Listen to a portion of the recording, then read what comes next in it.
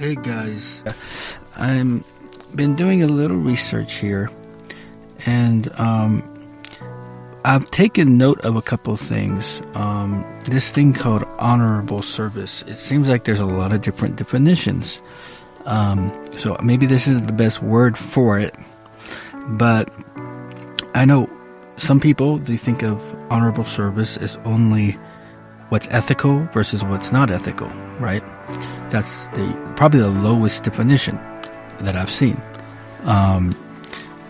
The middle, and maybe there's more than three, but I've noticed at least three.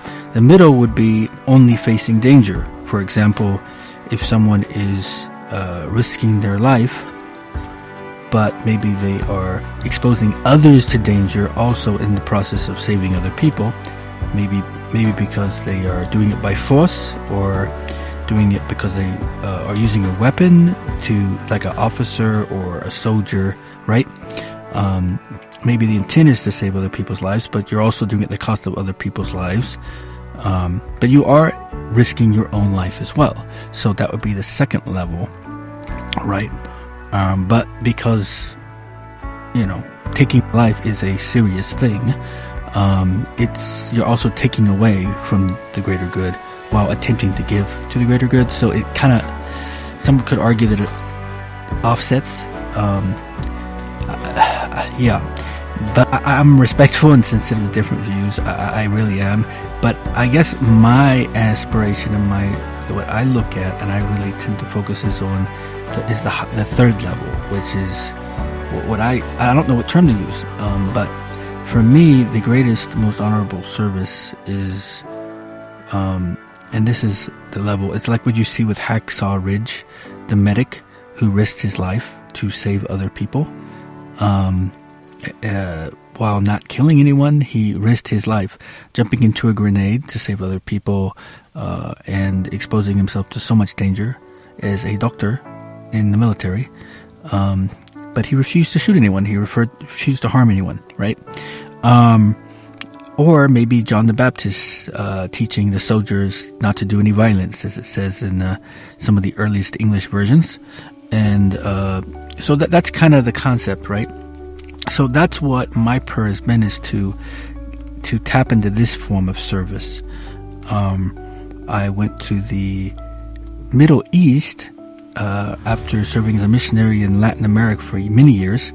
I attempted to find outfits that were serious about. Let me backstep it just a second. I noticed there were a lot of soldiers being sent to the Middle East, and I felt that it would be a greater service, honestly, for people who are willing to risk their own life without harming other people, to spread the concept of the law of love, mercy, kindness, the basic for Jesus, for Messiah teachings, right? By the living example as a missionary in a somewhat difficult or terroristic or dangerous land. So that was my goal, because I care about the common good. So I contacted so many outfits, and it was I was kind of surprised, because I felt that with when you're willing to so I found it very difficult, despite being willing to risk my life, to find outfits that were really brave enough to do this.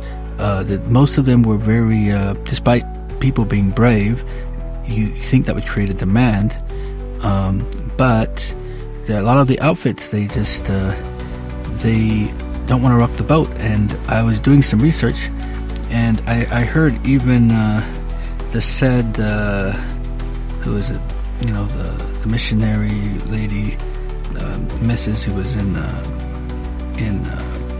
India, right? Very well-known role model in history. That she, when starting her program, she had to start her own mission, because there were people that were afraid of rocking the boat and putting others at risk and things like that. And she was simply wanting to go to where the poorest of poor were, and expose herself to that danger, which isn't the same kind of danger as terrorism, naturally, but the reality is they were afraid of it jeopardizing their presence in the country and several other things. And I get that. It's just, that is why she started her own mission, right? Because she wanted to only work with those who were also just as committed and just as brave. She didn't want to force those who weren't brave to be brave. She didn't want to force or cause harm on those who weren't as committed as she was, right?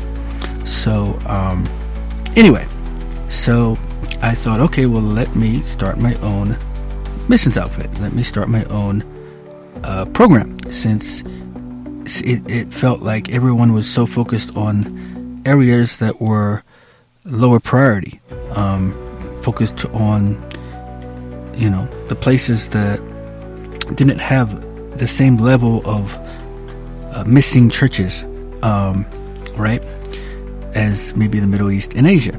So I went ahead and found my own way to the Middle East.